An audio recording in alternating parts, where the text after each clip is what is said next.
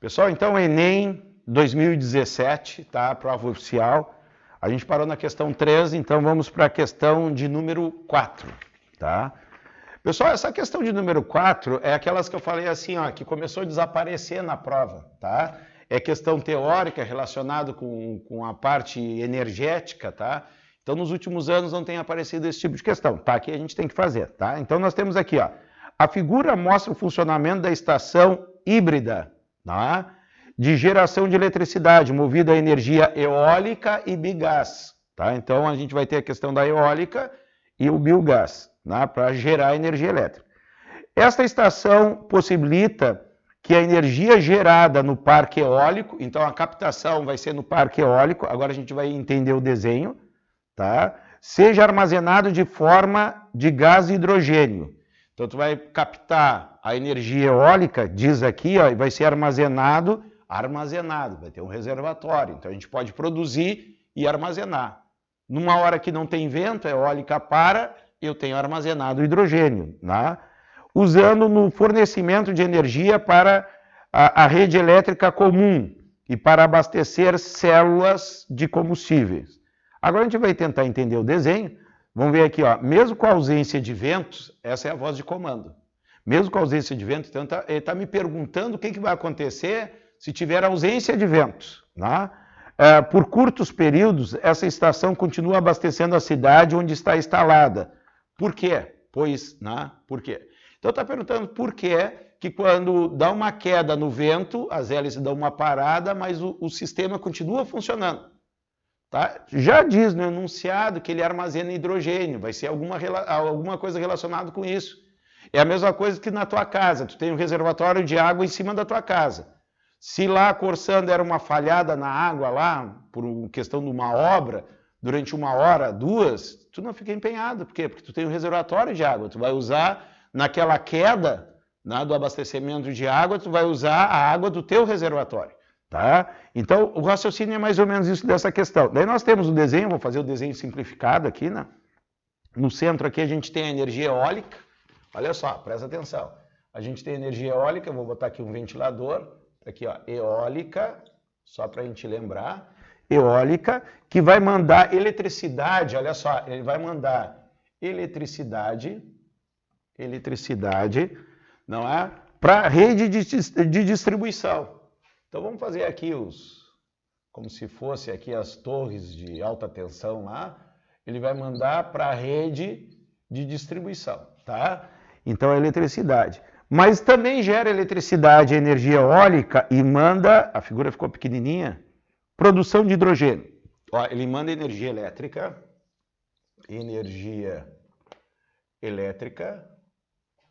vou botar aqui eletricidade. Para quê?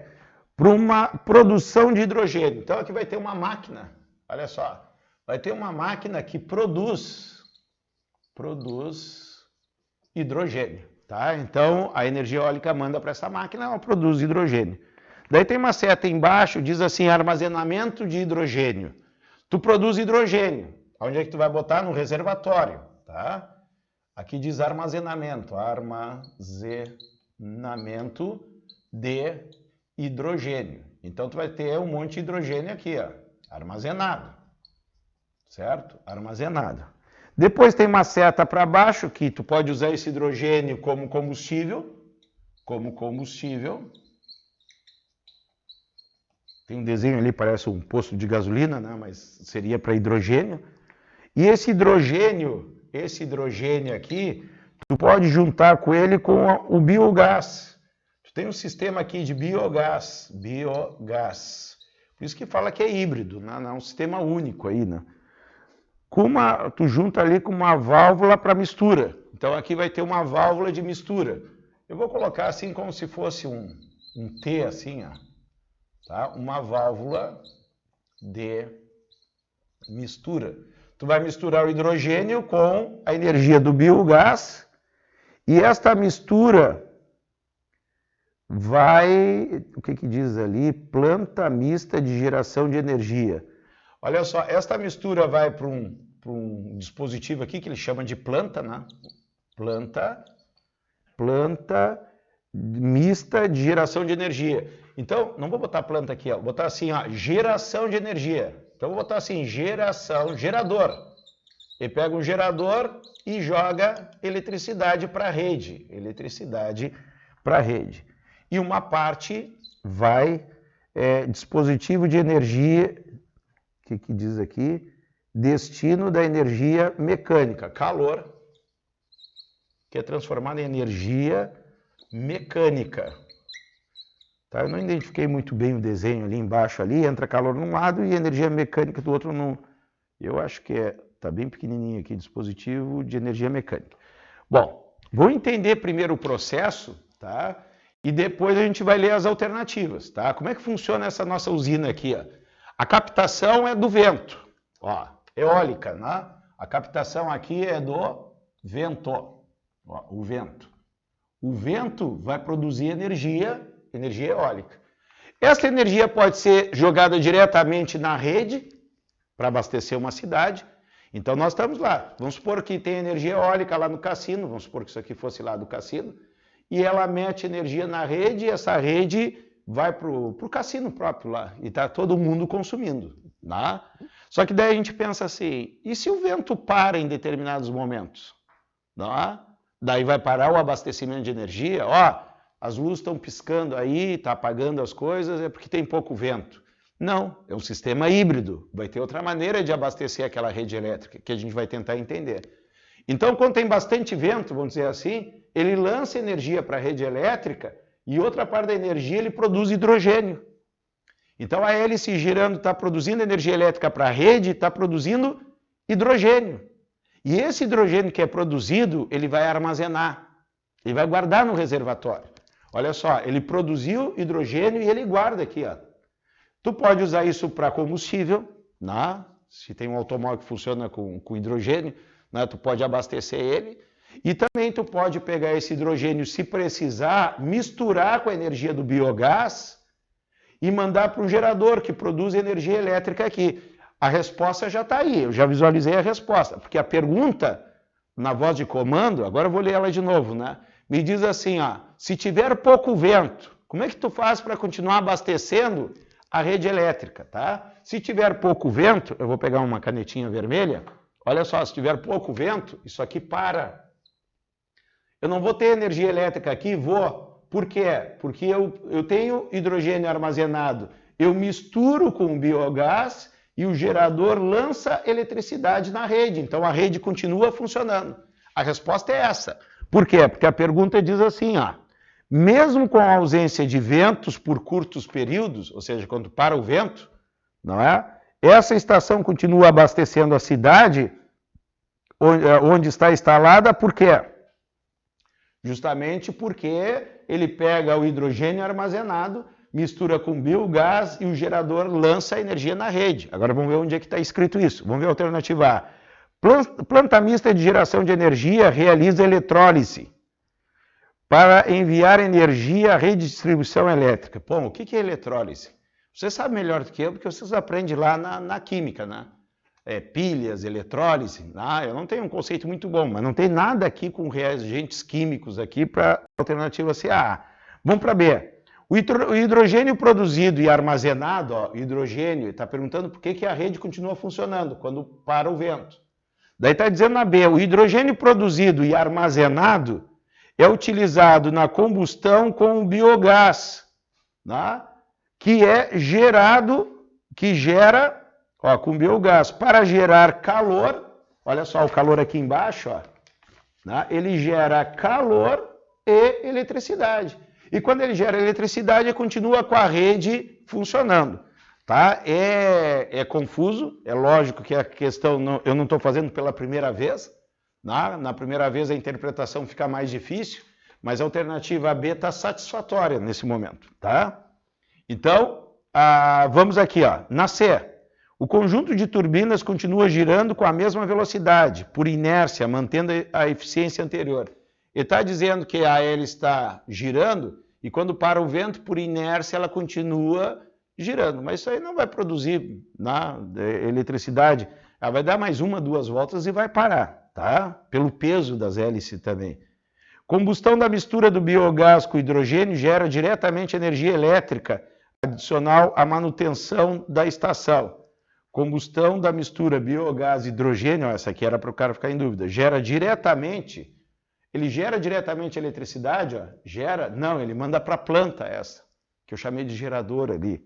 Então ele pulou um processo, por isso que a D não é.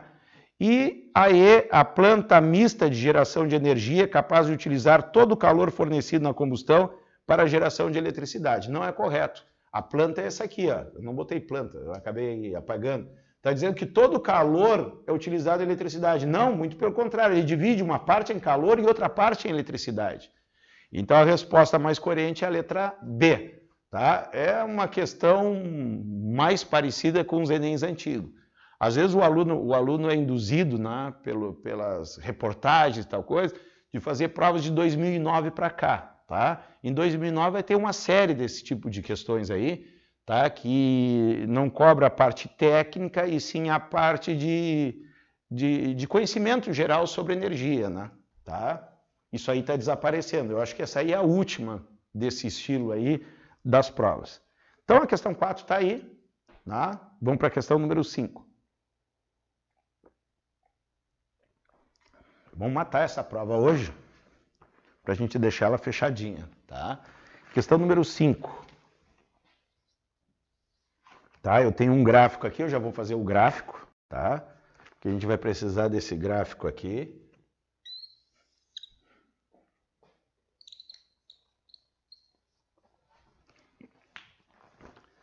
Eu vou botar aqui geração de energia. Deixa eu pegar uma caneta.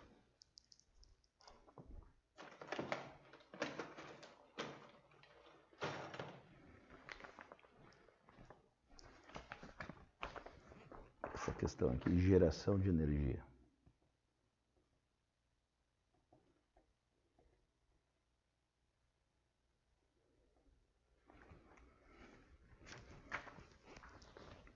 Então agora tem um gráfico aqui na questão número 5 que é assim, ó.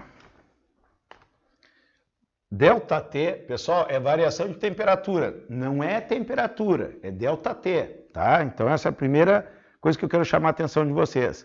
Embaixo nós temos a vazão. Pessoal, embaixo, eu chamo de quê vazão, tá? Tem outras letras, Z, tá? Então eu tenho aqui a vazão, e a vazão é em litros por minuto, ó, litros por minuto. Pessoal, o que é uma vazão? Isso aparece lá na prova de matemática, a gente já teve gráficos falando sobre vazão. É se uma bomba está esvaziando o reservatório e entra outra bomba, qual é a vazão da segunda bomba? A gente calculava a vazão, era quanto esvaziava por tempo. Então a vazão é como se fosse a corrente elétrica na eletricidade. É o quanto que passa de fluido a cada segundo, a cada minuto, aqui está por minuto, a cada hora. Tá? Então é um volume, que pode ser metros cúbicos, litros por hora, minutos, segundos. Tá? Isso aí é a questão da vazão. A vazão é mais ou menos o seguinte, tu pega a torneira na pia da tua cozinha, aquilo sai suave. Tu pega do tanque, abre a torneira, aquele monte de água, porque tem mais vazão. Ao mesmo tempo as duas torneiras funcionando, a torneira do tanque, ela tem mais vazão, significa assim, ela manda mais água no mesmo intervalo de tempo. Por quê? Porque é volume sobre tempo, vazão. Vamos até colocar aqui a fórmula aqui, ó. Tá? A fórmula de vazão é volume por tempo, tá? Aqui é tempo, porque a gente vai ter o ΔT lá, tá? E aqui é volume, tá? Aqui é volume. Então nós temos essa situação aqui, e tem um gráfico aqui que mostra algumas coisas aqui, ó, vazão de 3, vazão de 5, eu não vou botar todas, e vazão de 8, certo? A gente tem um gráfico assim, e tem umas curvas aqui que eu vou fazer para vocês, tá? A primeira curva aqui é a 3, a segunda curva aqui é a 2, e a terceira curva aqui é a 1, tá? Então aqui 1, 2, 3. Aqui cruza com entre o 30 e o 40, não é exato. A 2 aqui cruza abaixo, bem perto do 20, não sei se está acima ou abaixo ali. deixa eu ver aqui, 10, 12, 14, 16, 18, entre o 18 e o 19, então 20 está um pouquinho acima, e o 1 aqui está acima do 10, ó. O 10 está aqui abaixo, tá? E daí isso aqui se prolonga aqui, né? Tá? Daí não vai interessar porque eu já conheço o exercício. Na hora da prova tem que estar ligado em todos os pontos, tá? Bom, daí diz assim, ó. No manual fornecido pelo fabricante, tá? De uma ducha elétrica de 220, um chuveirinho, tá? Então eu tenho lá o chuveiro 220 volts, tá? É apresentado um gráfico com a variação de temperatura da água, tá aqui a variação da temperatura da água, em função da vazão, tá? Para 3 condições, morno, quente e super quente. O que é a vazão? A vazão tu controla no registro. Quando tu abre bastante o registro, aumenta a vazão. Olha só, se aumentar a vazão, a tua variação de temperatura cai, tá? A gente sabe se abrir demais o chuveiro, ele esfria, tá? Por isso que é um gráfico que é decrescente. Quanto mais vazão, menos vai variar a temperatura da água lá dentro, certo? Eu quero manter o chuveiro bem quente. A água que vai entrar com a mesma temperatura. Então eu tenho que variar bastante a temperatura lá dentro. Então eu tenho que reduzir a vazão para ter mais água quente dentro do meu chuveiro, a variação de temperatura. Bom, é representado o gráfico da variação da temperatura em função da vazão para 3 condições, o morno, quente e o super quente.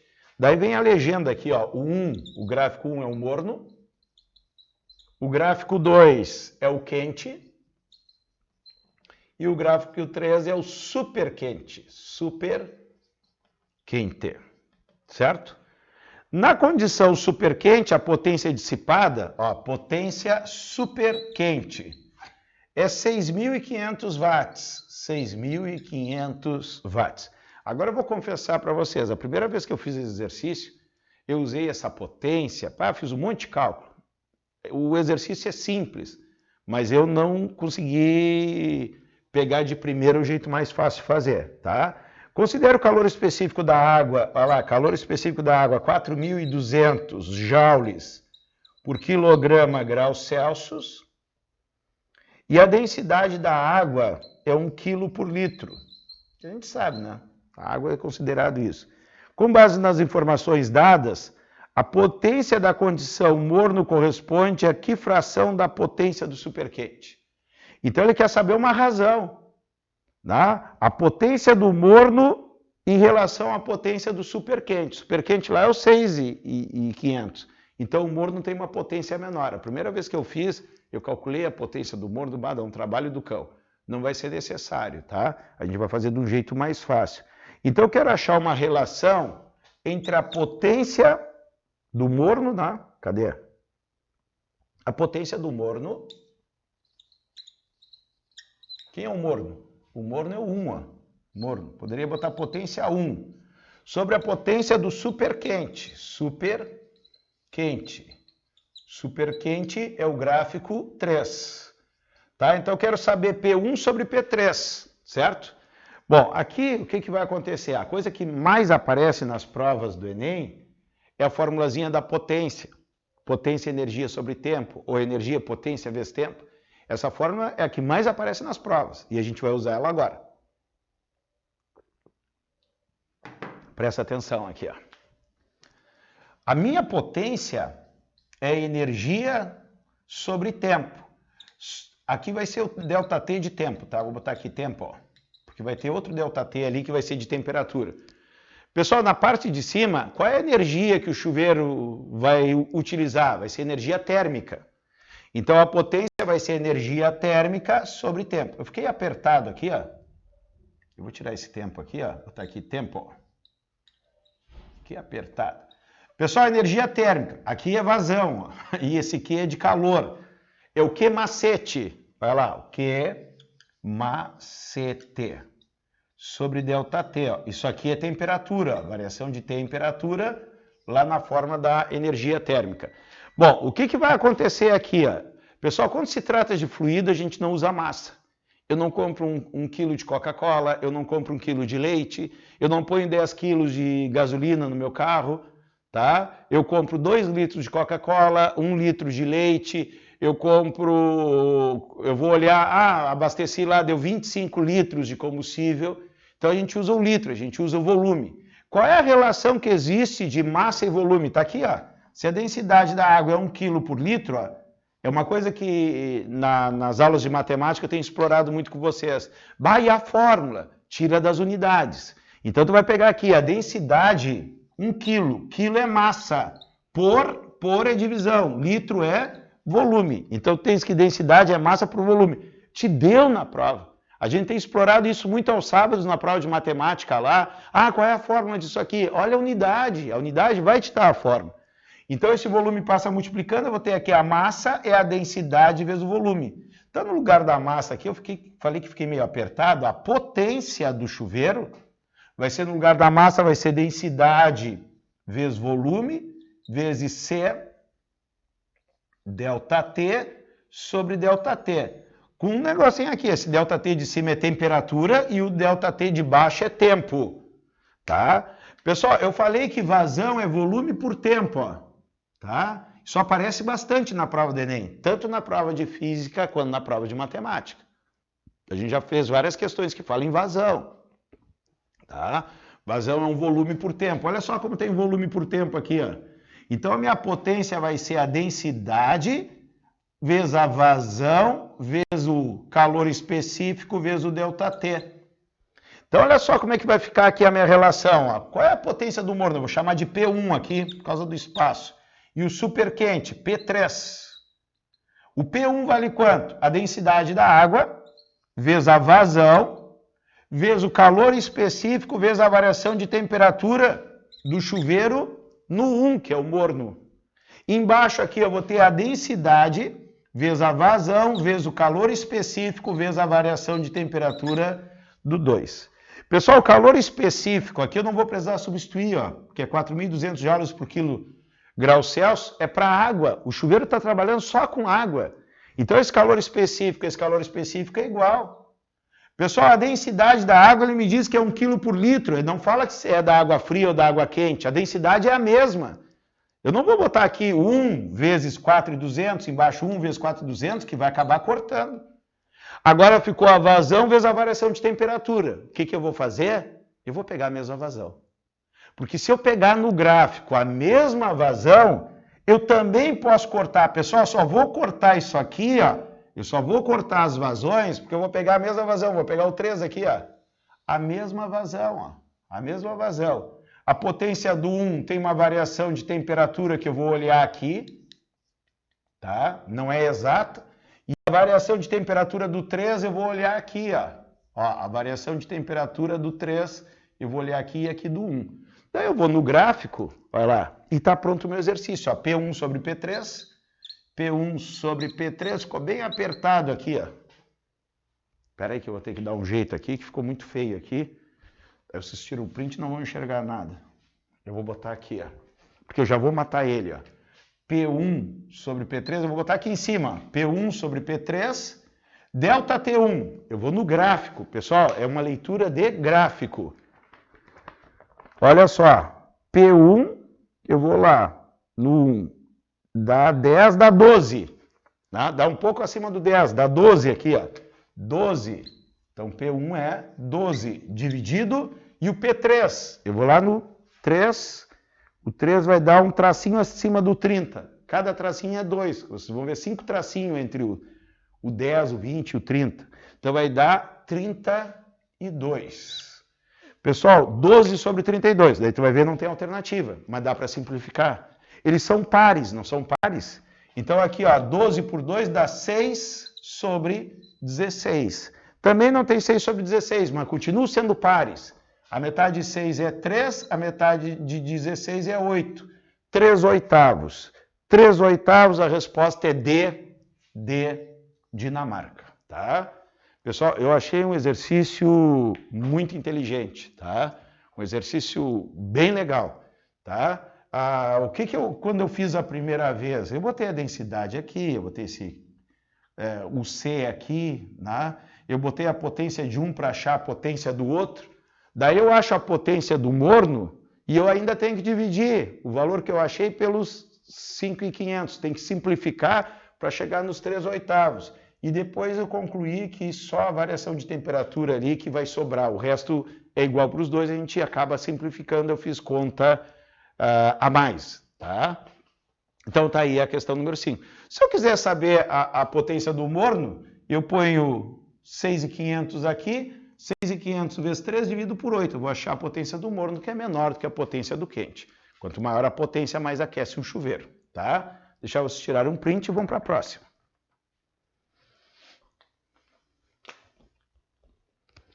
Questão 4, questão 5. Tirar o print. Alguma dúvida aí? E aí, Bruna? Estava desaparecida, Bruna?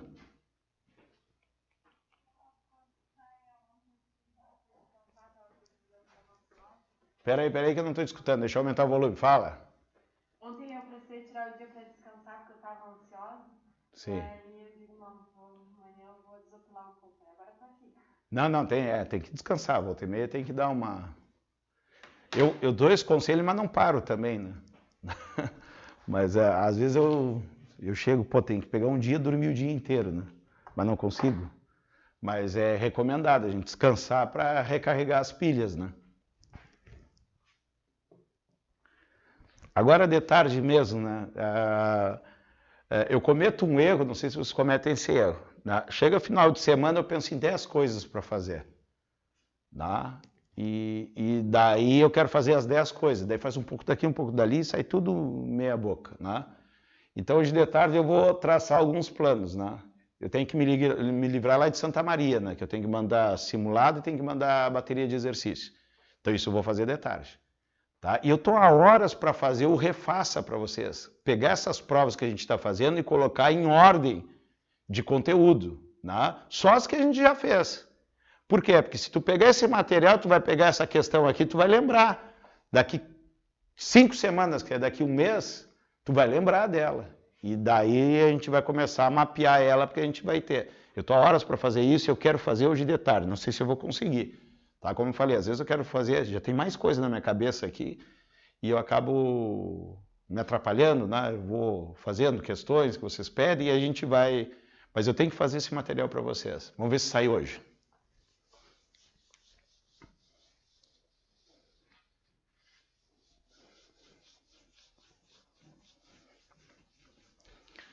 Vamos para a questão 6, então. Vamos ver o que é a questão número 6.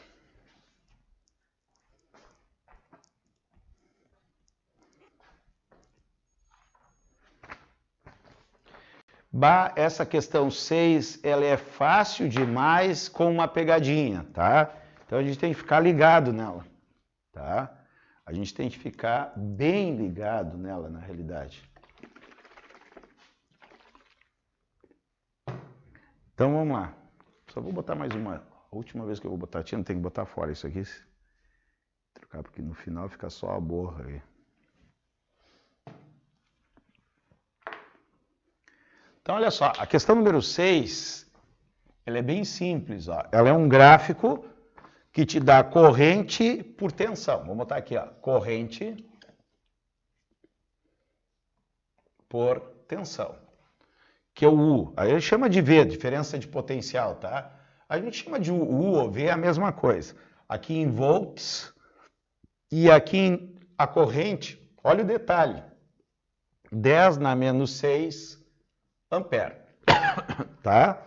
Então ele me deu a corrente ali, eu tenho que usar aquele 10 na menos 6, tá? Qualquer gráfico que tiver uma potência de 10 eu tenho que usar. Por exemplo, se eu pego o valor 4, é 4 vezes 10 na menos 6, não simplesmente 4. E eu tenho um gráfico, né, U por I, que é uma reta. Pessoal, o que o aluno tem que lembrar aqui? Ó, U é igual a R vezes I. O que está acontecendo aqui? Ó? U e I é diretamente proporcional, né, se a resistência for constante. E quando as grandezas são diretamente proporcionais, o gráfico é uma reta, U por I. Ah, mas se eu inverter o I pelo U, vai continuar uma reta. Vai continuar uma reta e eu posso aplicar o U que ri. Tá? Então isso aqui é um resistor ômico. Tá? Só em ver o gráfico sendo uma reta, ó, eu sei que ele é um resistor ômico. Tá? Ele é um resistor ômico. Isso significa que na reta eu posso pegar qualquer ponto, a resistência vai dar a mesma. Então aqui o aluno poderia pegar assim, ó, para fazer a resistência. Agora eu vou ler o enunciado, porque tem um detalhe no enunciado. Se eu pegar a diferença de potencial 0,5, eu vou pegar a corrente de 1, vezes 10 na menos 6. Se eu pegar o U de 1,5, eu vou pegar o I de 3. Tu vai pegar o valor que tu quiser, tem vários pontos para te escolher. Eu vou pegar um pelo meio do caminho aqui, ó. Vou pegar DDP 2, tá? 2 volts, e a minha corrente vai ser quanto? Tá? 2, e aqui a minha corrente vai ser 4. 4 vezes 10 dá menos 6. Eu vou botar essa observação, tá? Aqui, ó, o ponto que eu escolhi poderia ser qualquer outro, tá? Então, outro aluno poderia pegar o final do gráfico lá, 3 volts, e usar DDP de 6, tá? Então, a relação vai dar a mesma, porque é reta. Reta não esquenta a cabeça. Então, o que vai acontecer aqui? Eu vou aplicar o QRI, e teoricamente o exercício está pronto. Mas agora a gente vai ler o enunciado que tem uma pegadinha, tá? Olha só, dispositivos eletrônicos que utilizam materiais de baixo custo, como polímeros semicondutores, têm sido desenvolvidos para monitorar a concentração de amônia, gás tóxico incolor, o NH3, aqui que vocês estudam na química, em granjas avícolas. A polianilina é um polímero semicondutor, é um material que é feito resistor, tá? E tem o valor de sua resistência elétrica nominal quadruplicada quando expostas em alta concentração de amônia. Aqui está o perigo da questão, olha essa informação. Ele diz que esse material semicondutor tem o valor de sua resistência quadruplicada quando expostas a alta concentração de amônia. Então, vou botar aqui, ó, em altas concentrações de amônia, NH3, eu acho que é, vocês conferem aí para mim, NH3, eu acho que a amônia é isso. Se não for, vocês mandam uma mensagem aí, dão um grito aí. Tá? Em altas concentrações de amônia, a resistência, botar assim, resistência nova, ela é quadruplicada pela resistência. Ou seja, se não tem alta concentração de amônia, tem uma resistência. Vamos supor que a resistência é 10. Quando entra a concentração de amônia, aquele 10 passa para 40. A resistência é 2. Quando entra a concentração de amônia, 2, ele passa para 8. Ele aumenta 4 vezes quando tem a concentração grande de amônia. Isso vai definir a nossa questão. Muito aluno errou porque não multiplicou por 4, tá? Eu fiz essa questão também lendo só o comando, aí eu fui, calculei rápido, marquei, e aí depois eu vi, não, em altas concentrações tem informação. Isso, e na voz de comando tem, mas tu não leu o texto, não está sabendo que está dizendo que no texto aumenta por causa da alta concentração de amônia, tá? Então, olha só, na ausência de amônia, quando não tem essa alta concentração, ele se comporta como resistor ômico e sua resposta elétrica é mostrada no gráfico. Então, o gráfico está me dizendo, olha só, na ausência de amônia. Esse gráfico é para ausência de amônia. Quando não tem amônia, obedece o gráfico. Quando tem amônia, a resistência aumenta 4 vezes. Daí eu fiz a interpretação, que é a parte mais difícil. Agora, olha a pergunta. O valor da resistência elétrica da polianilina na presença de alta concentração de amônia é igual. Pessoal, se não tivesse na presença de alta concentração de amônia, tu ia fazer o QRI aqui e estava pronto o exercício.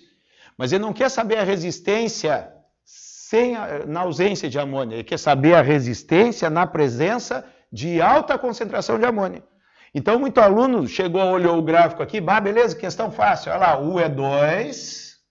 A resistência eu vou calcular e a corrente é 4 vezes 10 na menos 6. 4 vezes 10 na menos 6. A resistência vai ser 2 dividido, esse 4 vezes 10 na menos 6 passa dividindo. 4 vezes 10 na menos 6. Esse 10 na menos 6 sobe, fica 10 na 6 positivo. E 2 dividido por 4 dá 0,5. 0,5 vezes 10 na menos 6. Ou 5 vezes 10 na 5. 5 vezes 10 na 5, ó, 0,5, 5 vezes 10 na 5, resposta D de Dinamarca. Isso aí é a resposta da resistência na ausência de amônia, porque eu tirei do gráfico, e o gráfico está para ausência de amônia. E ele me pergunta na alta concentração de amônia. Na alta concentração de amônia, olha só, a pergunta está aqui, ó. A resistência nova, que aparece quando é 4 vezes a resistência R. Então, 4 vezes isso aqui. Vezes 0,5 vezes 10 na 6. 4 vezes meio dá 2. A resistência nova é 2 vezes 10 na 6, ohm, que corresponde à resposta à letra E de Espanha. Eu achei uma pegadinha, tá? Então se cuide, né? Tem muita gente dando a dica assim, lê a voz de comando. Se tu não conseguir resolver, tu vai lá e vai para o enunciado. A Bruna leu a voz de comando e achou que tinha acertado, ela não precisou ir no enunciado. Só que acabou errando porque no enunciado tinha esse detalhe, tá? Então é bem polêmico esse negócio da voz de comando. A voz de comando vai ser no desespero, né? Quando tu vai fazendo o teu cálculo, né? Chegar assim, falta tantas questões, a partir daqui o tempo vai ser curto. Daí sim tu usa essa técnica, tá? Mas no começo tenta acertar o máximo possível, né? Nos detalhes. Então tá aí o quadro cheio, questão 5 e 6. Eu acho que vocês já tiraram o print da 5, né? Eu vou apagar ali e vamos botar a questão número 7 aí. Vamos ver o que acontece na questão número 7.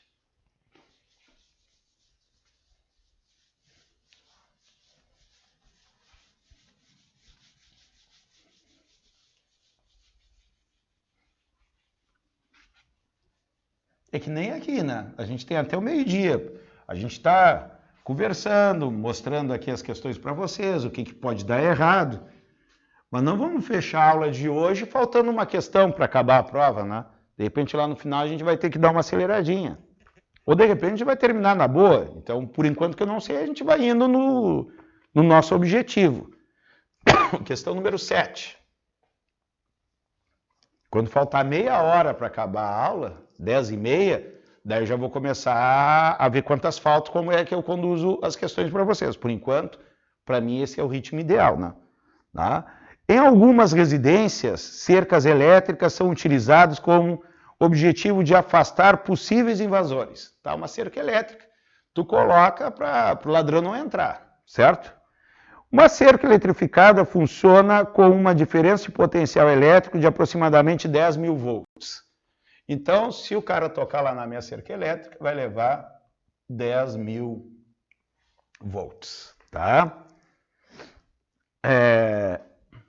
Por que não mata uma pessoa? A frequência da cerca elétrica ela é muito pequena. A frequência da rede elétrica é 60 Hz. A cerca elétrica é 1 Hz, 2 Hz. E acaba dando uma paulada só e não é suficiente para a pessoa grudar na cerca elétrica, coisa e tal. Então dá-lhe a paulada e derruba, né? O cara provavelmente vai estar de pendurado em algum lugar. E o fio arrebenta também, né? Se o cara cair em cima dos fios ali, ele arrebenta e dispara o circuito da sirene, né? Então uma cerca elétrica é toda estudada. Para que não seja letal, a corrente que pode ser transmitida através de uma pessoa não deve ser maior do que 0,01 ampere. Então, tu não pode matar o ladrão. Tá? Então, a corrente tem que ser no máximo, vou botar aqui, ó, no máximo, uma corrente de 0,01 ampere. Pode ser menor? Pode. Eu vou chegar no limite, tá? Já a resistência elétrica corporal entre as mãos e os pés de uma pessoa na ordem de 1000 ohm. Então, eu sou condutor. Tá? A gente viu que o corpo humano é condutor. Então eu tenho uma resistência. Se tiver que passar uma corrente elétrica por mim, o meu corpo vai dar uma resistência. E a resistência do ser humano, vou botar aqui, ser humano. A resistência é de 1000 ohm. Para que a corrente não seja letal a uma pessoa que toca na cerca elétrica, o gerador de tensão deve possuir uma resistência interna em relação ao corpo humano igual a quanto? E quer saber a relação, olha a pergunta, né? Caímos lá na aula de matemática, que isso aí aparece direto na prova de matemática. Ó. O gerador deve possuir uma resistência interna que em relação é razão. E toda razão lá na matemática é o primeiro pelo segundo na divisão. Então, vou ter aqui, ó, o gerador de tensão deve possuir uma resistência interna em relação à do corpo humano.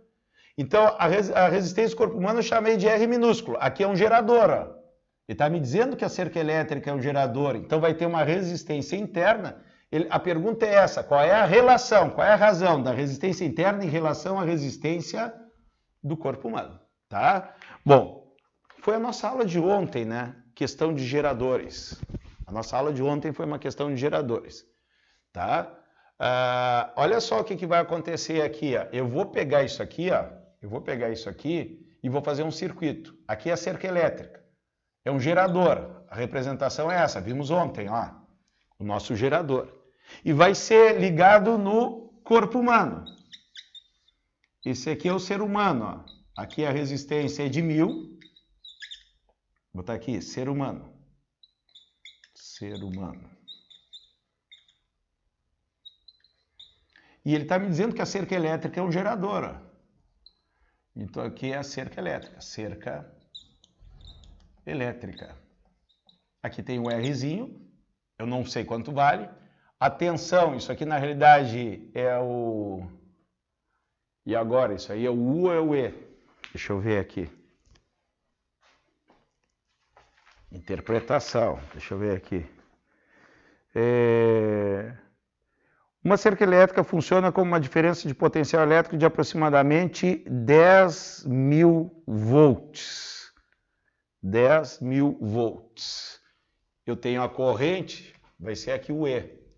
O E é igual a 10.000 volts, tá?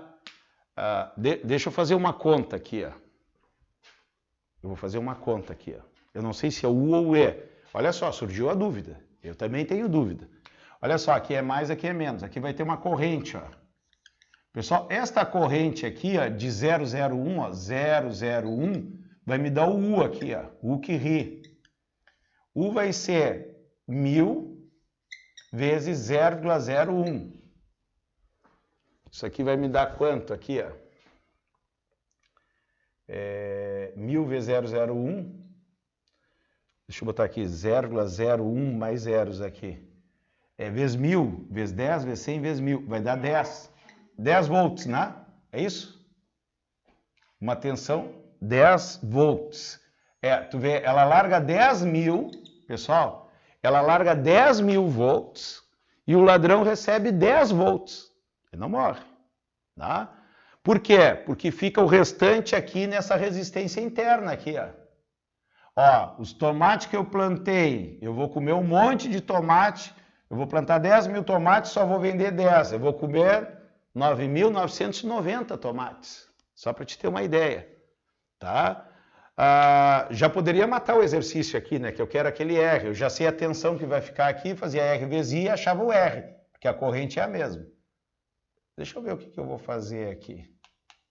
Eu achei esse U, eu vou aplicar a equação do gerador. Eu faria assim na hora da prova. Bom, se tem 10.000 e tem 10 aqui, aqui a tensão vai ser quanto? 10.000 menos 10, 9.990 volts. O que ri é o Rzinho, 9.990. O Rzinho, a corrente, que números ruins de trabalhar, né? 001. O Rzinho vai ser 9.990 dividido por 001. Isso aqui é 1 sobre 100, ó.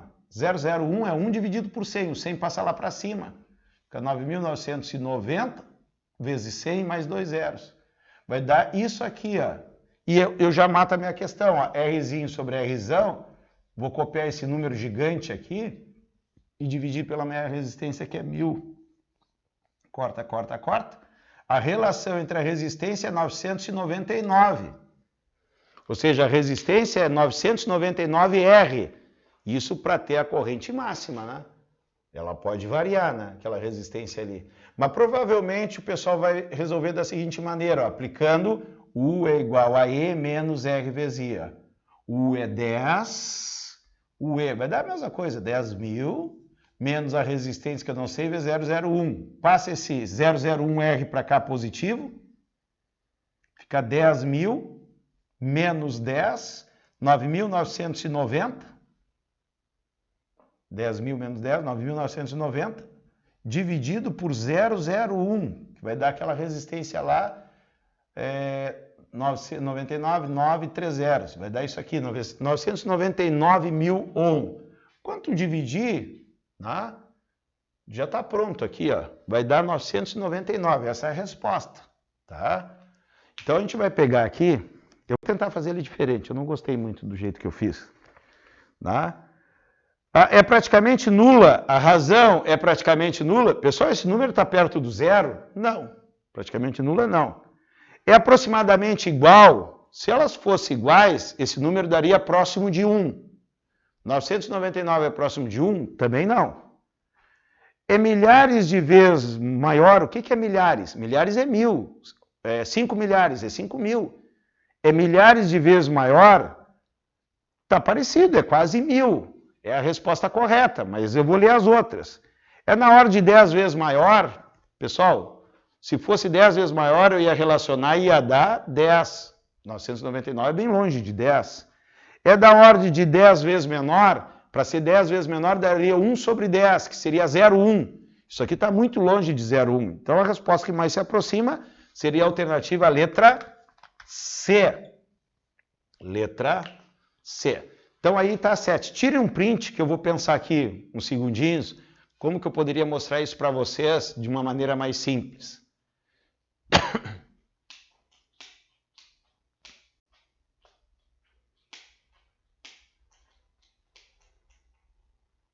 A maneira mais simples eu vou fazer a mesma coisa, só vou fazer menos cálculos, né?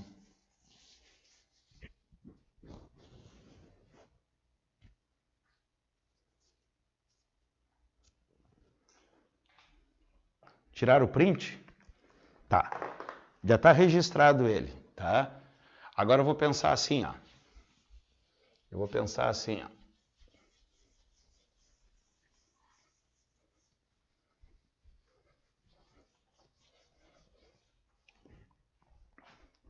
Vou pensar da seguinte maneira. Olha só.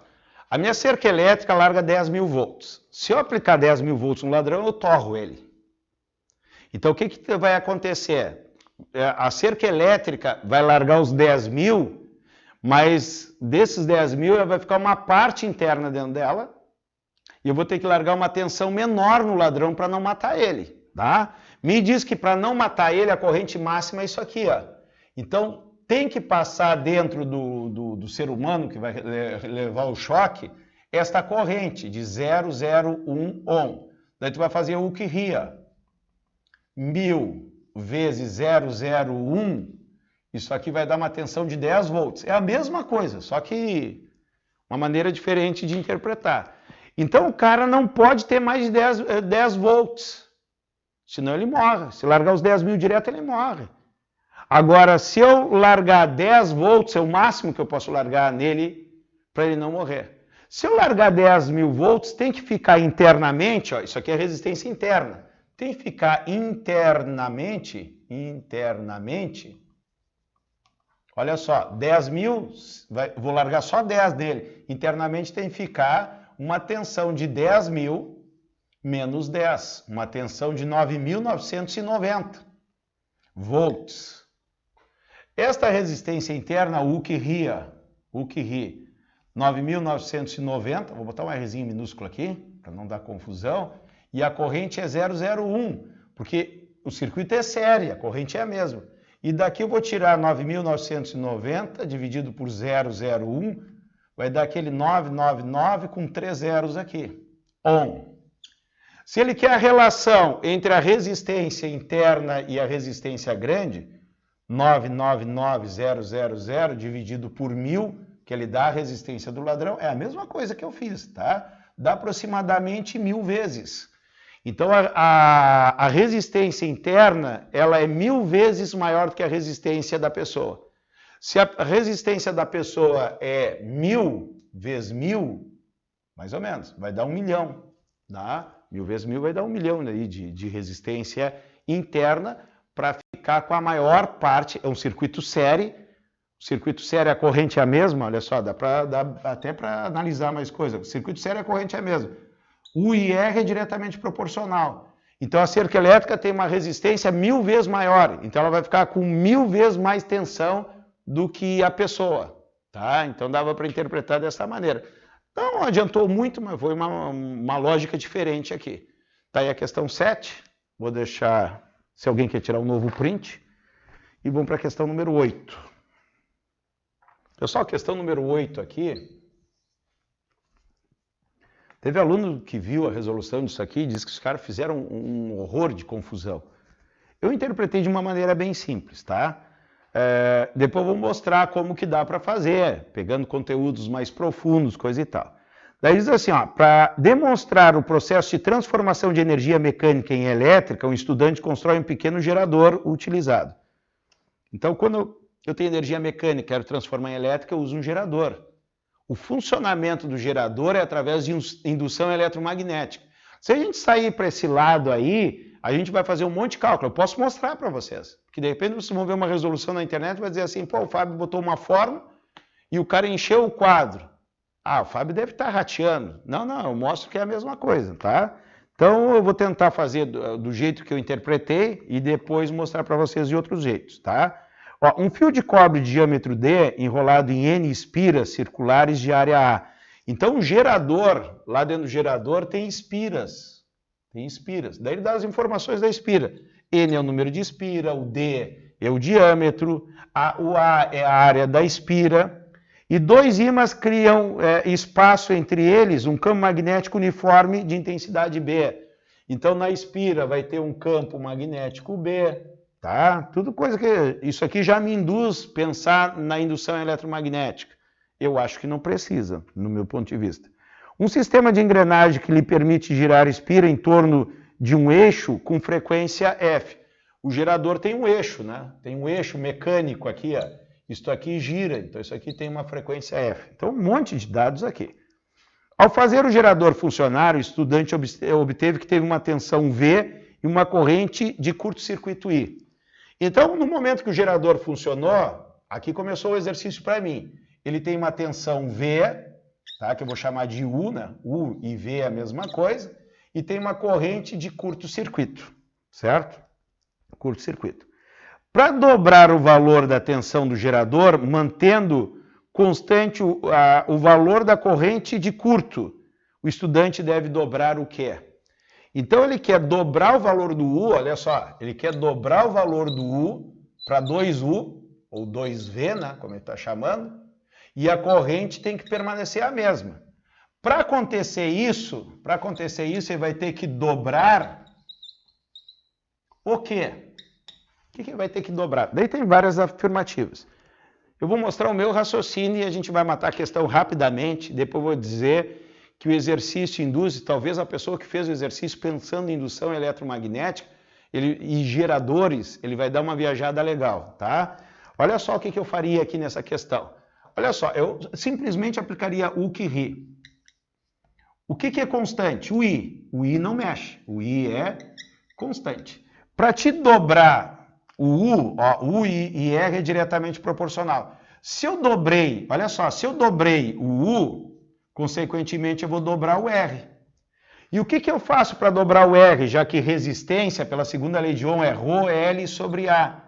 Pessoal, para mim dobrar o R, eu vou dobrar o comprimento do fio. Então o fio vai ficar mais comprido. Então se eu dobro o R, dobra o L. E se dobrar o L, pessoal, eu vou ter que aumentar o número de espiras. Porque se eu tenho um fio de 10 metros, eu dou tantas voltas. Se eu tiver de 20, eu vou dar o dobro de voltas. A espira é esta volta. Então, se eu tenho 1 metro de fio, dei lá 15 voltas. Se eu tiver o dobro, eu vou dar 30 voltas. Eu vou ter mais espiras.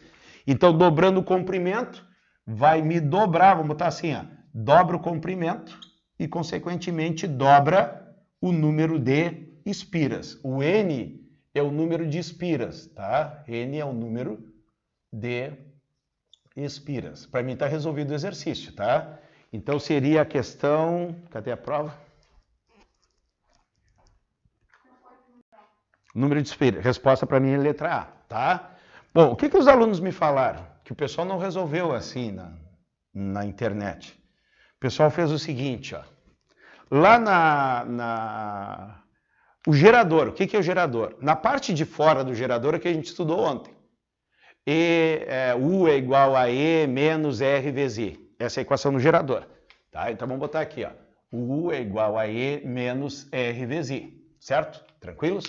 Para a corrente ser de curto-circuito, o U tem que ser 0. Certo? Então tu vai ter aqui que o E menos R ICC é igual a 0. Vamos botar aqui, igual, passa para o outro lado lá. Tá? Isso aqui passa para o outro lado, é igual ao E, certo? Tranquilos? Olha só o que acontece. A corrente de ICC vai ser igual a E sobre R. Ou melhor, vamos isolar o R aqui, fica melhor. O R é igual ao E sobre a corrente de ICC. Isso aqui lá dos geradores. Daqui a pouco a gente vem para cá, certo? Mas essa tensão que é gerada internamente dentro do gerador é através da indução eletromagnética, que é um fenômeno que varia o fluxo e na variação de fluxo aparece uma tensão. Os transformadores funcionam assim, os geradores funcionam desta maneira, tá? Quando passa água na turbina, o eixo do gerador faz espiras circularem dentro de campos magnéticos e varia o fluxo e cria uma tensão.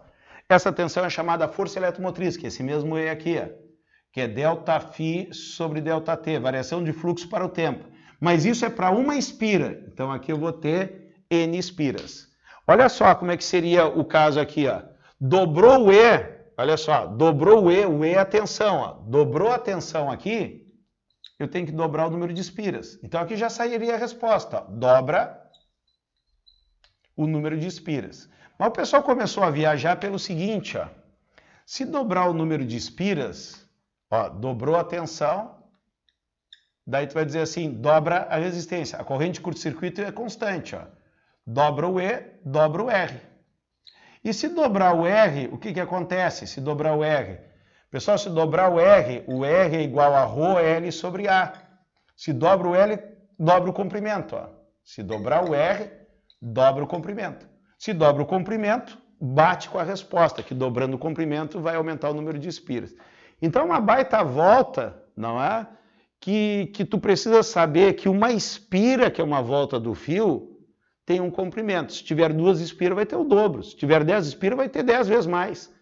Então, o comprimento do fio vai ser proporcional ao número de espiras.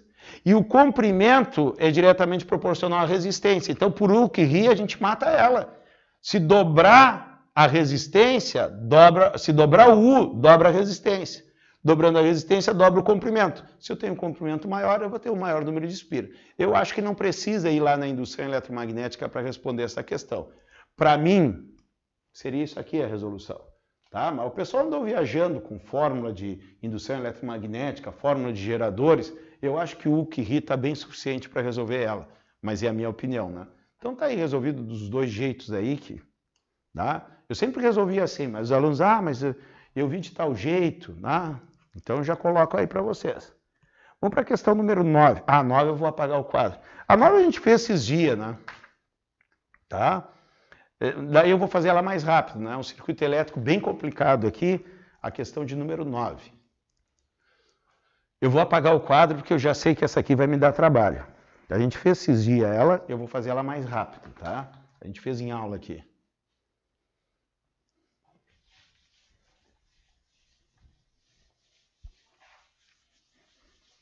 Eu só não vou pular ela, porque depois vocês... me consegue lá a aula da resolução da prova do Enem de 2017. Daí, daqui 3 meses. Daí, essa questão o Fábio pulou, cadê ela? Tá? Daí tu não vai lembrar. Então vamos fazer ela rápido, porque a gente já fez ela em aula, tá? A questão número 9 tem um desenho bem chato aqui, de um circuito elétrico, que eu já vou fazer antecipado, tá? Eu vou fazer aqui, ó, 120 ohm. Aqui eu tenho um fusível. Vou fazer assim um fusível, tá? Vou botar um F aqui. Aqui eu tenho 60 ohm. Só em desenhar a gente vai levar um tempo aqui, ó. Aqui eu tenho outro de 60. Lá em cima eu tenho um de 30. Aqui dobra, não tem nada, aqui eu tenho um de 60. Olha só que confusão.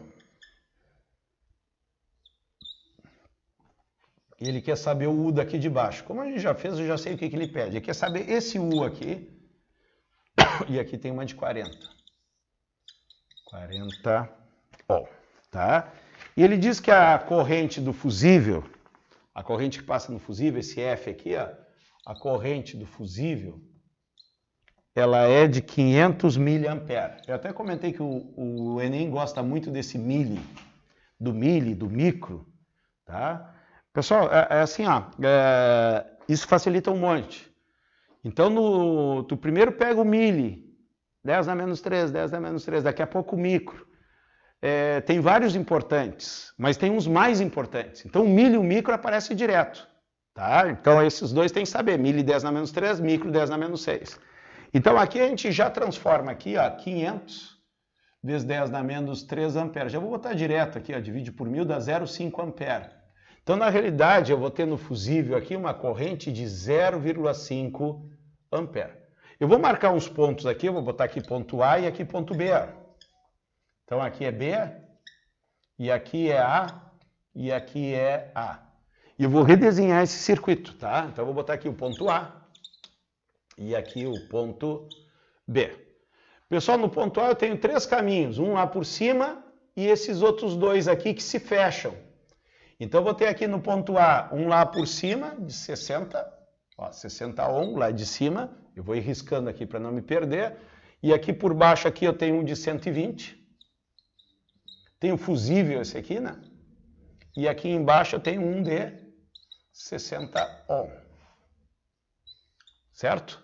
Fechou aqui. Daí vai seguir um de 40 aqui. Um de 40 ohm. E lá em cima esse lá se abre em dois, ó. E se fecha no ponto B. Um de 60 e outro de... Deixa eu esticar o braço. Outro de 30. Aqui, 30. Fecha aqui. Pessoal, o circuito assim fica mais agradável. E aqui eu tenho o meu U. Ó. Pessoal, observe que o U é a tensão entre A e B. É um exercício complicado, mas de repente, nesse momento vai ficar mais fácil, que tu já viu na aula e a gente está vendo ele de novo. Eu estou fazendo ele mais rápido. Eu quero saber esse U aqui que está entre A e B. Pessoal, aqui é B, aqui é B, aqui é A, aqui é A, aqui é A e aqui é B. Pessoal, a jogada é a seguinte, ó, tu perceber que entre A e B lá em cima tem uma parte do circuito e aqui embaixo também tem outra parte. Então a tensão que tiver na parte de baixo vai ser a mesma tensão que tem na parte de cima. Então não preciso trabalhar com todo o circuito, ou só a parte de cima ou só a parte de baixo. Por que eu vou escolher a parte de baixo? Porque na parte de cima eu não tenho corrente. E na parte de baixo eu tenho a corrente que passa no fusível aqui, que é 0,5 ampere. Ó. Corrente 0,5 ampere, certo? Bom, no momento que eu sei essa corrente aqui, ó, eu sei daqui de baixo também, ó. Porque a resistência 120 aqui é a metade da resistência. E conforme diminui a resistência, aumenta a corrente. É inversamente proporcional. Se na parte de baixo eu tenho a metade da resistência, eu tenho o dobro da corrente. Aqui é 1 ampere. Esse 1 ampere vai se juntar, que eu tenho um nó, meio ampere por cima e 1 aqui por baixo, vai sair 1,5 aqui, ó. 1,5 ampere é a corrente nesse elemento aqui, tá? Bom, eu fiz tudo direto, só nas proporções, que é quando a gente já pega uma experiência em circuito elétrico, tá? Agora eu vou mostrar o cálculo, quem não percebesse isso.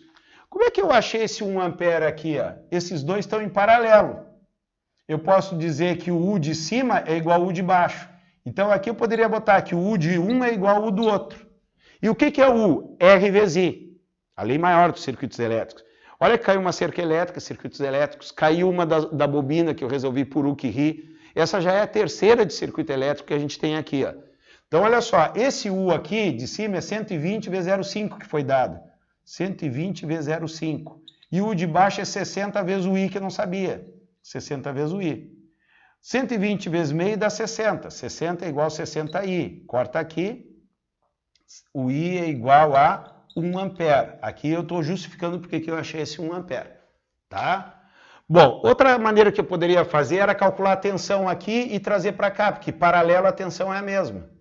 Pelo fato da tensão ser a mesma em cima ou embaixo, tanto faz eu fazer em cima quanto embaixo. Eu vou ainda nessa parte aplicar o UQ-RI. Vamos fazer atenção em cima, que eu já tenho a resistência e tenho a corrente que foi dada do fusível. Então a resistência é 120 vezes 0,5. Isso aqui vai me dar 1 de 60 volts, 120 na metade. Pessoal, aqui tem 60 volts, eu vou botar dentro de um quadrinho aqui, ó, 60 em cima e 60 embaixo, é 60. E aqui eu vou ter uma nova tensão aqui desse aqui, ó, o UQ-RI. Então o U vai ser a resistência de 40 vezes 1,5. Pessoal, 41,5 também dá 60 volts. 60 volts. O circuito em série, ele divide as tensões. Se eu tenho 60 aqui e 60 aqui, a tensão aqui é de 120 volts. Tá? Então a nossa resposta é 120 volts. Tá? Eu fiz um exercício, é um exercício que nos proporciona ter mais tempo, né, para explicar, mas como a gente já tinha visto em aula, de repente não ficou tão complicado aí o exercício de número 9. Então a resposta 120 volts, resposta D de Dinamarca. Não estou anotando as coisas aqui, mas vamos botar aqui circuitos elétricos. Circuitos elétricos. A da cerca elétrica aqui. Cadê da cerca elétrica? Ih, tem mais eletricidade, tem o outro lá, lei de Ohm. Lei de Ohm. Aqui, da cerca elétrica, geradores, que são circuitos elétricos.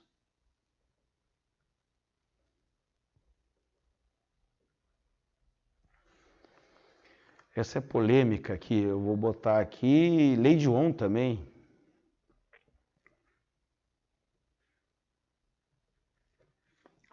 Aquela das espiras, eu vou botar do jeito que eu resolvo, né, a classificação. E vamos adiante, vamos para 10. Questão 9. Acho que eu resolvo naquele cantinho a 10 ali. Vamos para a questão número 10. Aqui começa a dificuldade, assuntos que nós não vimos, né? Tá?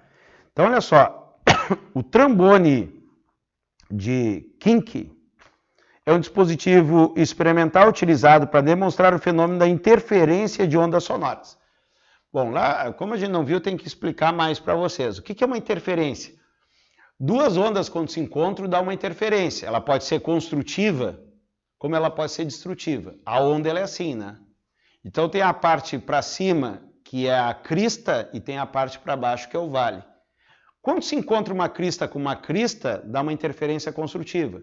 Quando pega uma crista e um vale, se subtrai as amplitudes, que é essa altura, né, que tem do ponto da onda até a posição de equilíbrio. A posição de equilíbrio é o meio da onda. Estou dando uma explicação bem simples, tá? Quando a gente vê ondas, a gente vai ver isso mais detalhado. Bom, uma fonte emite ondas sonoras de determinada frequência na entrada do dispositivo. Eu já estou olhando lá o dispositivo. Essas ondas se dividem em dois caminhos, ADC e AEC. Então, já vou fazer o desenho aqui, ó. Eu tenho a fonte sonora, tá? Vou botar som, tá? Fonte sonora, som. Isso aqui vai entrar no instrumento, é um trombone, né? Que eu já vou explicar para vocês. E ele é assim, ó. Uma parte é fixa aqui, ó, a tubulação.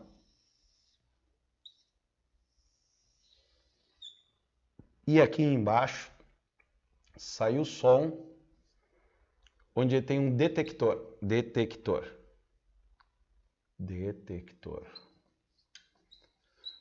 Aqui é a saída do som. E esse trombone aqui tem uma parte móvel aqui, ó.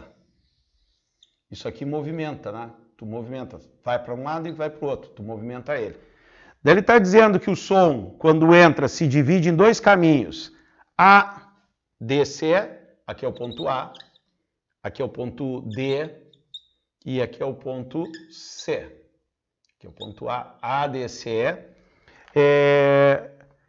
e AEC. AEC. seja, o som entra aqui, ele vai por esse caminho e por esse. O som se divide e vai com dois caminhos e ele vai se encontrar lá embaixo.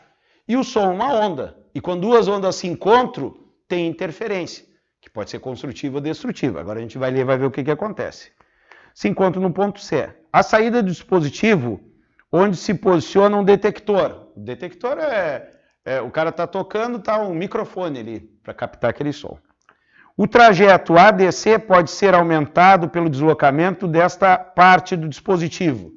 Tá? Aqui eu falei que ele se movimenta de um lado para o outro. Então eu vou apagar aqui, ó, ele está sendo aumentado no nosso exercício. Com o trajeto ADC igual a AEC, capta o som muito intenso na saída. Então, quando os dois lados estão do mesmo tamanho, ó, quando esse lado está do mesmo tamanho desse, eu tenho uma interferência construtiva, capta o som máximo ali. É uma interferência construtiva. Então, ó, capta um som muito intenso. Entretanto, aumentando gradativamente a trajetória ADC, ele está movimentando isso aqui, ó, gradativamente, até que ele fique como mostrado na figura. Então, olha só, quando eles estão os dois do mesmo tamanho, os dois lados, dá um som máximo aqui. Isso aqui é fixo, que é 30 centímetros. E o lado de cá ele vai aumentando, 30, 31, 32. Quando ele chega nos 40 centímetros, porque ele fala conforme a figura, até que ele fique como mostrado na figura. E está a 30, 30, som máximo, vai aumentando, aumentando, aumentando. Quando chega nos 40, conforme a figura, a intensidade do som na saída fica praticamente nula. O som se anulou. Então, o som se anulou por quê? Porque é uma onda e a outra está de cabeça para baixo. Uma crista está sendo anulada por um vale. Então, aqui eu tenho uma interferência destrutiva. Eu tenho uma interferência destrutiva, tá? No exemplo que está ali, tá? Na saída praticamente nula. Dessa forma conhecida a velocidade do som no interior do tubo, ó, já me deu informações aqui, a velocidade 320 metros por segundo. Ah, não é 340? Não, é o que o problema me diz. Em média, é 340 metros por segundo a velocidade do som no ar. É possível determinar o valor da frequência produzida pela fonte. Ele quer a frequência, tá? O valor da frequência em hertz do som produzido pela fonte sonora é igual a quanto? Bom, tem uma formulazinha aqui que todo mundo conhece, que V é igual a lambda F. V é igual a lambda F. A velocidade é 320. Eu quero saber o valor da frequência, está me faltando colocar o comprimento de onda. E aí que o troço pega. O aluno tem que saber interferência. Tá? Assim, ó, eu vou dizer uma coisa para vocês. Essa prova é 2017.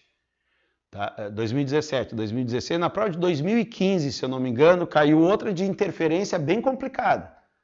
Tá? Eu mudei o meu livro. Tá? Então, assim, ó, o material que vocês vão receber, eu modifiquei nesta época aí, porque eles começaram a pegar profundo na questão da interferência. Então, quando a gente vê a parte de interferência, a gente vai ver em detalhes. Não vai escapar a questão de interferência. Então, olha só o que vai acontecer aqui, ó. A interferência, né? A interferência de duas ondas tem uma fórmula que é padrão, tá? Esta fórmula que é padrão, a gente vai chamar assim, ó, delta D. Delta D é a diferença de distância, tá? Ou simplesmente delta. No material de vocês chamam de delta. Pessoal, delta é a diferença de distância que ele faz por aqui e faz por ali. A gente sai daqui do centro de Rio Grande, vai para o Cassino. Um vai pela Barra e outro vai pela via normal.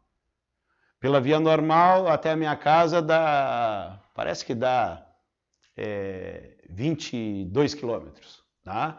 Pela Barra dá 19. Qual é a diferença de trajeto? 3 quilômetros. E pela Barra é 3 quilômetros mais perto, porque 22 menos os 19. Aqui é a mesma coisa, o som se divide e tem dois caminhos diferentes. Aquele delta é a diferença, tá? Então já vou botar aqui, delta é o caminho 1 menos o caminho 2, em módulo aqui, não interessa, tá? A distância que vai vir por aqui e a distância que vai vir por aqui. N, já vou explicar isso, vezes meio comprimento de onda. Esse N é a parte mais difícil, que a gente vai ter a aula específica para te entender. Esse N vai depender se as ondas estão em fase ou em oposição de fase. esse problema não me fala que as ondas, quando se encontram, uma sai para um lado e outra se inverte a fase. Não. Geralmente tem inversão de fase quando tem reflexão. Aqui o som só se divide, então ele está em fase. Quando ele está em fase, a interferência construtiva, o N é par. O que é par? 0, 2, 4, 6, 8, 10. E quando a interferência é destrutiva, o N é ímpar, para quando estão em fase. Quando está em oposição de fase, muda tudo, tá? Então eu tenho aqui, ó, esse N aqui, ó, eles estão em fase e a interferência é destrutiva, então o N é ímpar. Então o N pode ser 1, 3, 5, 7 e assim por diante. Sempre quando o N for 1, 3, 5 e 7, anula o som lá embaixo. Ah, mas peraí, não estou entendendo, eu vou botar o 1, o 3, o 7, qual o número que eu coloco? Pessoal, o problema diz que ele está tocando o trombone e está com o som máximo, com ele no mesmo tamanho. Tu vai aumentando gradativamente até que o som desaparece. Então é a primeira vez, N igual a 1. Se perguntasse assim, quando o som anula pela segunda vez, ó, tá o som, segunda vez. Eu vou usar o N igual a 3. É o segundo N ímpar. Tá? Terceira vez que se anula, o N é 5. Olha lá, primeira vez que se anula é 1, segundo é 3, depois é 5 e assim vai. Tá? Então, para nós aqui, o N é 1. Tá? Aqui eu vou tirar o comprimento de onda que está faltando aqui essa informação. Qual é a diferença de trajeto? Pessoal, aqui é 40, aqui não me diz. Tá? Eu vou botar X. E aqui eu tenho 40 de novo. E aqui é X também, a mesma altura daqui é a mesma daqui, X, não sei. E aqui é 30. Pessoal, não interessa esse X. A diferença de trajeto vai ser a seguinte, ó. 40 mais 40 dá 80, 80 mais X. E por aqui é 30 mais 30, 60, 60 menos X. Qual é a diferença aqui? O X é o mesmo. Isso menos isso aqui, ó, o X desaparece. 80 menos 60 é 20. Só que está em centímetros, cuidado aqui, ó. Vou botar 20 aqui, ó. Está em centímetros, ó, centímetros. Então vai passar esse 2 para cá, o comprimento é 40 centímetros. Pessoal, a minha velocidade está em centímetros por segundo? Não, está em metros por segundo. E as unidades, na mesma forma, têm que estar compatíveis. Então, um possível erro, imagina o cara fazer tudo isso certo e botar 40 aqui, se ralou. Talvez não tenha resposta, né? Mas isso aqui em metros vai ser 0,4 metros o meu comprimento. Vamos botar o 0,4 aqui. Então a minha frequência vai dar 320 dividido por 0,4. Eu gosto de fazer assim mentalmente, ó, 4 sobre 10, ó. 0,4, 4 sobre 10. Esse 10 passa lá para cima. Então a minha frequência vai dar 3.200 dividido por 4. Dividir o número por 4 é fazer a metade duas vezes. 3.200 dá 1.600 a metade, dá 800 Hz. Ficou meio apertadinho aqui, ó. 800 Hz. Tá? É uma questão difícil, tá? Então, muitos de vocês aí, quem já foi meu aluno aí, a gente vê isso em detalhes, tá? E vocês vão ver. Quando a gente entrar em ondas, a gente vai ver todo esse detalhezinho aqui. O aluno me pergunta muito, tá, mas por que está em fase? Né? O som se dividiu, é a mesma onda, certo? O outro exercício que caiu no Enem falava assim, que uma parte da onda refratava e a refletida invertia a fase. Então, quando elas vão se encontrar, uma está normal e a outra está de cabeça para baixo. Daí é uma questão de inversão de fase. Daí a interferência destrutiva passa a ser par e a construtiva passa a ser ímpar, tá? Então, isso aí, nesse momento, deve preocupar muito vocês. Esta questão aqui, ó. O problema não é isso aqui. Quase toda interferência, a fórmula é a mesma, tá? O problema é esse N aqui, ó. Tá? E vocês vão ver, olha que coisa interessante. 2015 tem a questão de interferência, 2017 tem a questão de interferência, virou moda. E 2017, né, que a gente está fazendo. E 2017 PPL tem uma questão de interferência que é a experiência de Young, tá? Que a gente também vai ver em detalhes, quando pegar a questão vai ficar fácil. Tá? Provavelmente a gente vai fazer essa questão antes de chegar no conteúdo, então daí eu vou ter que explicar dessa mesma maneira. Temos aí a questão 9 e a questão 10 aí, podem tirar a foto.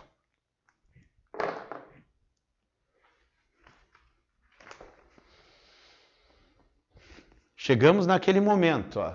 temos 25 minutos e temos uma, duas, três questões. Três questões, tá? Essas três questões têm que caber dentro dos 25 minutos. 24 por 3, 8 minutos, tá? Então não posso levar 10 minutos para fazer uma questão dessa, senão tem que descontar nas outras, tá? Vamos lá. Vamos para a questão, tirar o print, questão 11. Senão, imagina, a gente vai fechar um vídeo aqui e uma questão só. Claro, hoje se passar 2 minutinhos, 5 minutinhos aí, a gente passa para terminar uma questão. Mas eu vou tentar fazer um pouquinho rápido para a gente ficar dentro da segurança. É o que acontece na prova, né? E é a realidade da prova. A questão número 11 diz o seguinte, vamos lá. Questão número 11, tem um gráfico aqui, já vamos fazer o gráfico aqui. O gráfico sai lá do 6, faz uma curvinha aqui, faz uma coisa assim, e aí? Esta parte aqui é 1,5, a curvinha aqui de baixo é 1,2, lá em cima 1,4, vou marcar uns pontos aqui. Aqui é 1, aqui não aparece, lá em cima aqui, essa aqui é no 5, definido aqui embaixo, esse 1,5 aqui está no 1, e aqui perda óptica, decibel por quilômetro. Tá? E aqui é o comprimento de onda, já vou botar lambda aqui, micrometros. Não vai precisar nesse exercício aqui, tá? Mas se fosse usar um valor de comprimento de onda, o micro é 10 na menos 6, só para comentar para vocês. Ó, em uma linha de transmissão de informações por fibra óptica, a gente está aí, tem internet e usa fibra óptica, né? É uma luzinha que nos traz as informações de internet. Então nós temos aqui, ó, em uma linha de transmissão de informação por fibra óptica, quando um sinal diminui sua intensidade no valor inferior a 10, esse precisa ser retransmitido. Então, meu sinal, vou botar assim, ó, meu sinal tem que ser maior do que 10 decibéis, tá?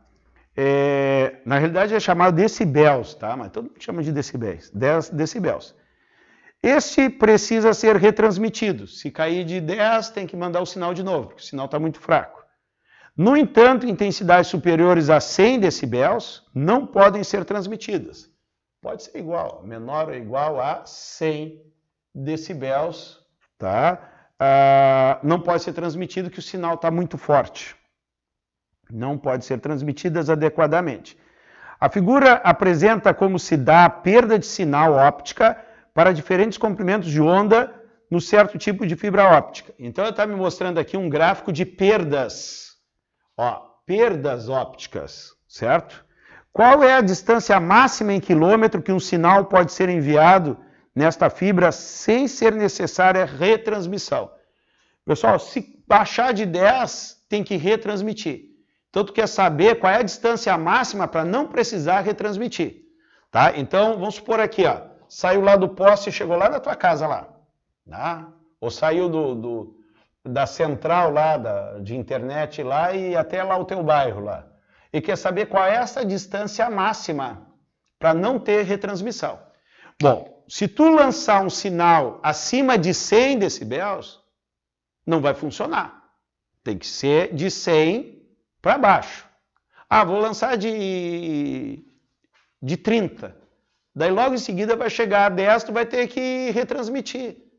Então tu vai tentar botar o máximo que tu pode que dê para transmitir. Qual é o máximo? O sinal aqui, ó, vou botar assim, um sinal mondinho aqui, ó. O sinal vai sair com 100 decibéis.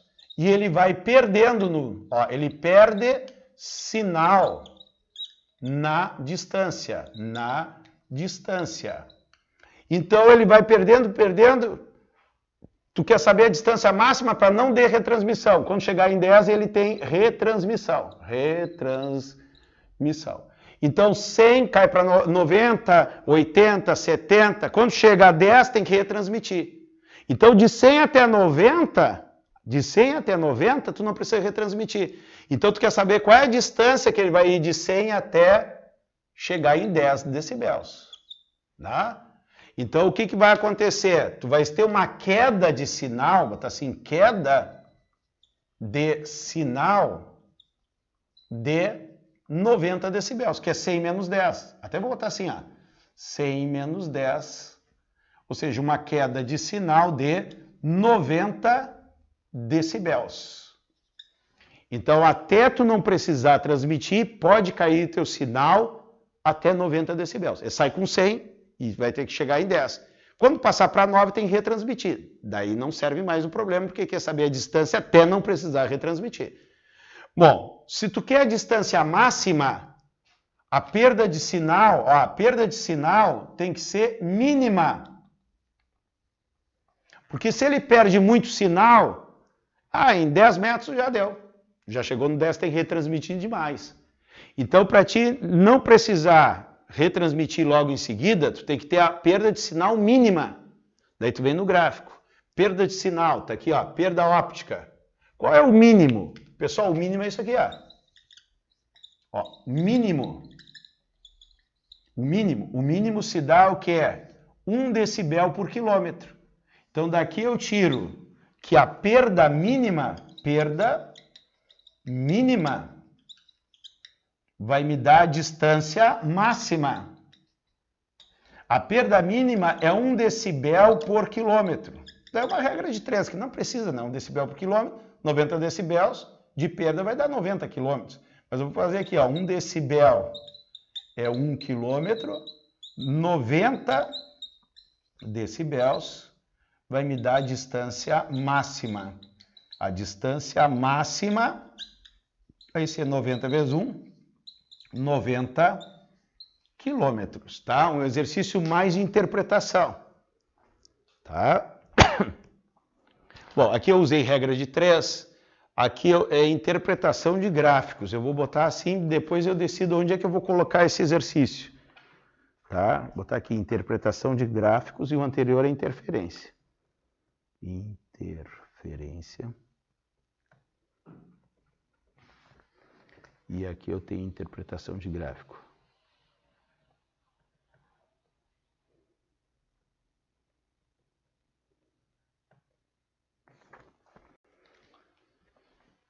Bom, falei que não poderia chegar em 11h45, ó, 11h42, tá? Estou programado para terminar a provinha com vocês. Agora falta 2, está mais fácil. Então aí a questão número 11. Será que eu consigo botar 12 no cantinho lá? Deixa eu apagar aqui. Acho que eu ponho ela aqui. E daí você tira o print das duas juntas.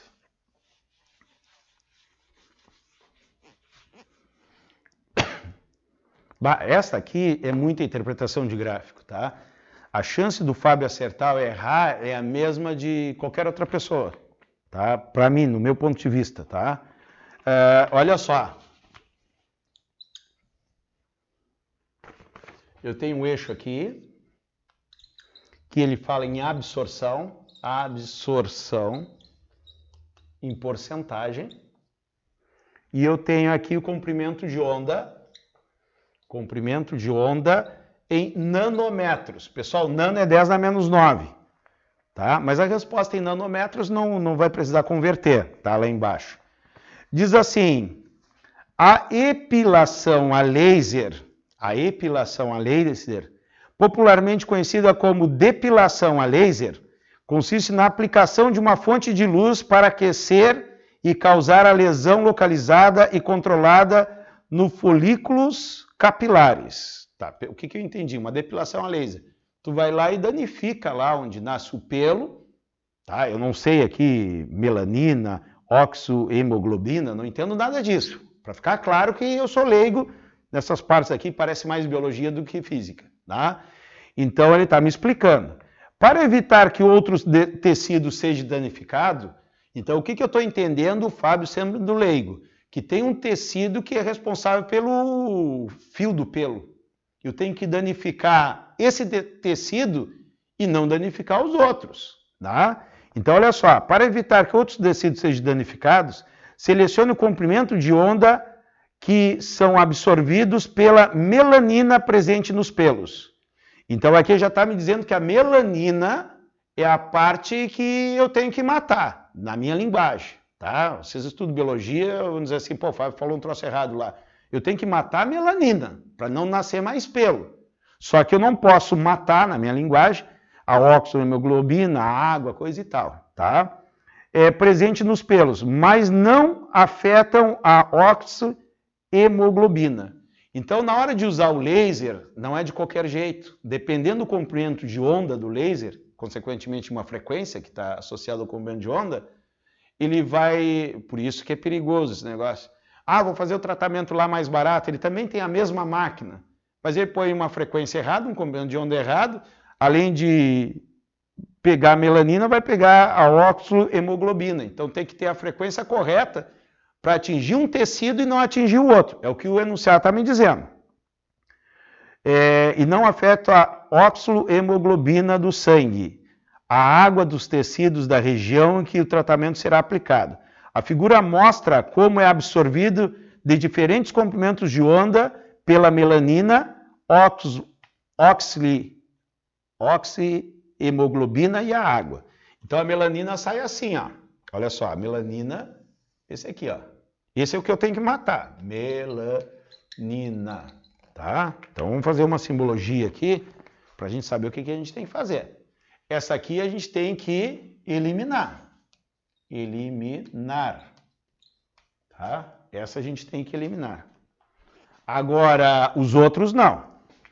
Daí eu tenho aqui a oxihemoglobina, sai daqui, vai lá em cima, faz o negócio aqui, toca aqui e faz isso aqui.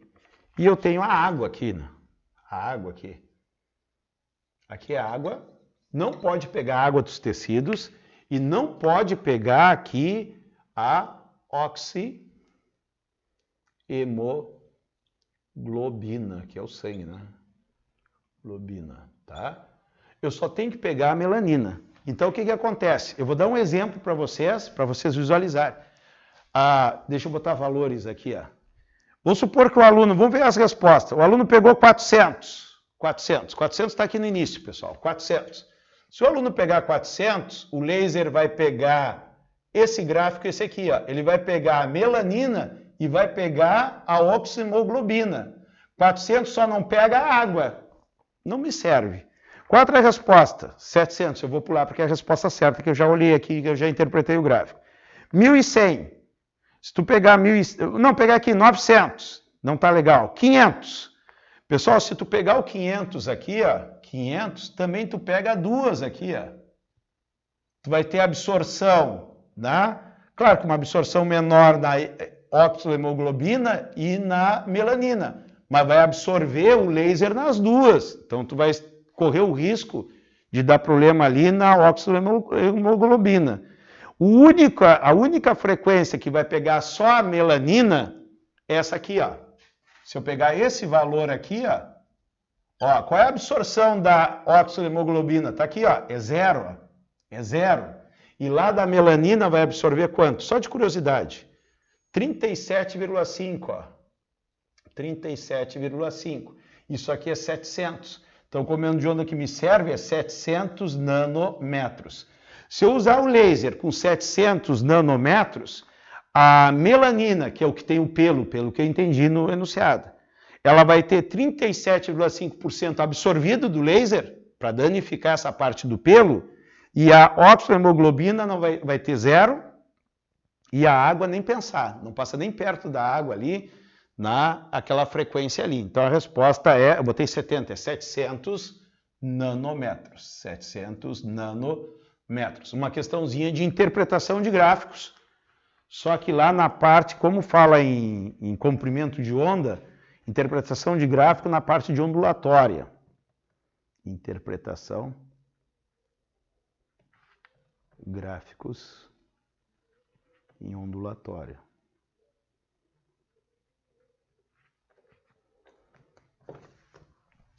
Bom, não tinha feito o cálculo, mas agora a gente está tranquilo. Tem 10 minutos para a última questão, tá? A última questão do nosso material aqui. A resposta dessa aqui é letra B de Brasil. Eu dei uma aceleradinha no final, mas também é conteúdos que nós não vimos. Então, se explicasse com calma, também o entendimento, não é? Como a gente não viu o conteúdo, seria praticamente o mesmo. Print e vamos para a última questão.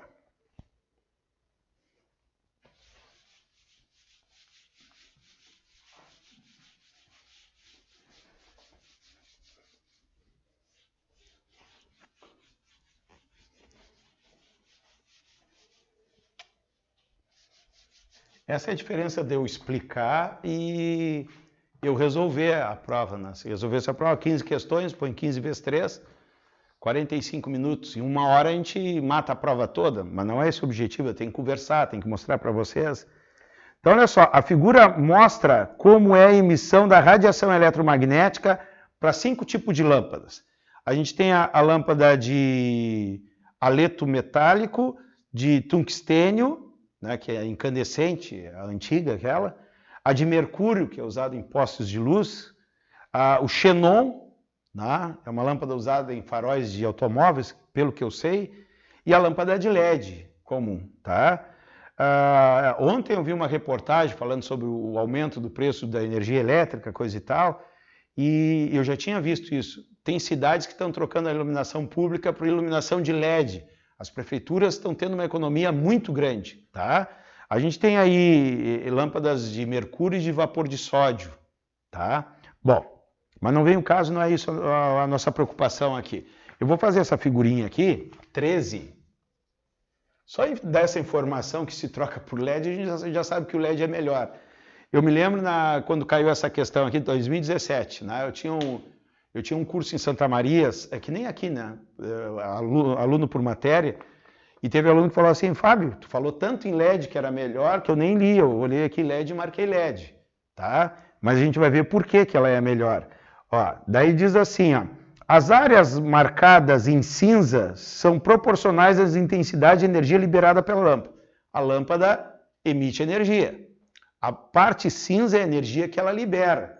Só que uma lâmpada ela pode emitir uma energia como luz ou como calor, por exemplo. A lâmpada incandescente, que era aquelas antigas, por que não se fabrica mais? Porque a energia que ela dissipava, 90% era calor e 10% era para iluminação. E uma de LED é o contrário, é 90% de iluminação e 10% de calor. Estou falando valores aproximados para vocês terem ideia. Tá? Então a parte cinza é a energia liberada pela lâmpada. Né? As linhas pontilhadas mostram a sensibilidade do olho humano. Onde é que a gente enxerga? Nem precisava desses pontilhados. Olha lá embaixo, diz visível. A gente só enxerga dentro da faixa da luz visível. Então eu nem vou fazer esses pontilhadinhos aqui, que para mim é frescura. A gente enxerga na parte visível. Tá? A sensibilidade do olho humano nos diferentes comprimentos de onda.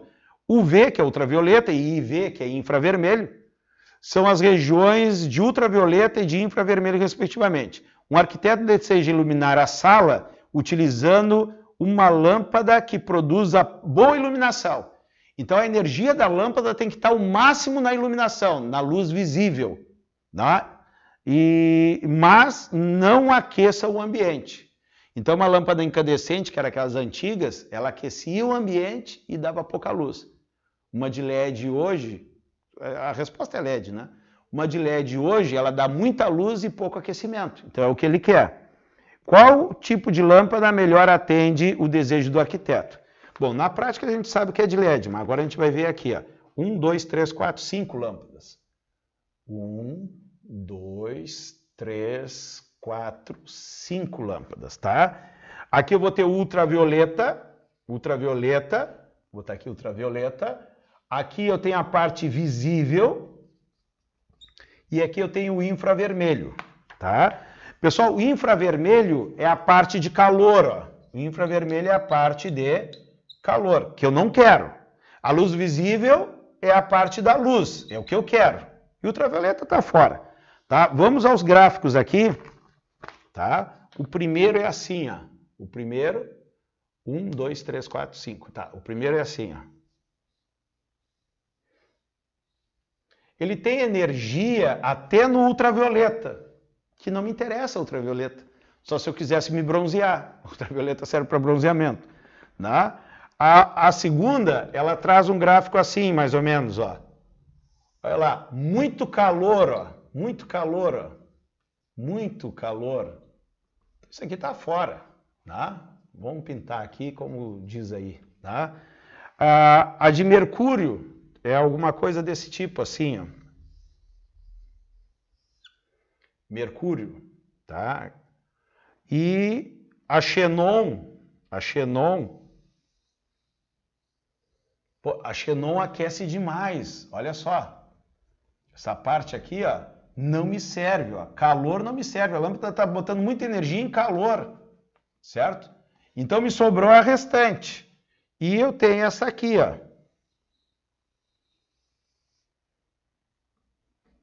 Olha só, qual é a melhor? Pessoal, quase nada de calor, ó, nada de calor, não aquece quase nada, só um pedacinho aqui. E a energia dela está quase tudo usando como luz. Então esta é a melhor.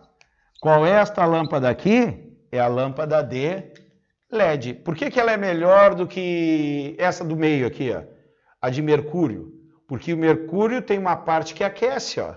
Tem inclusive uma parte de ultravioleta que não me interessa. Então a lâmpada de LED é a melhor, tá? Fechamos aí a prova de 2017.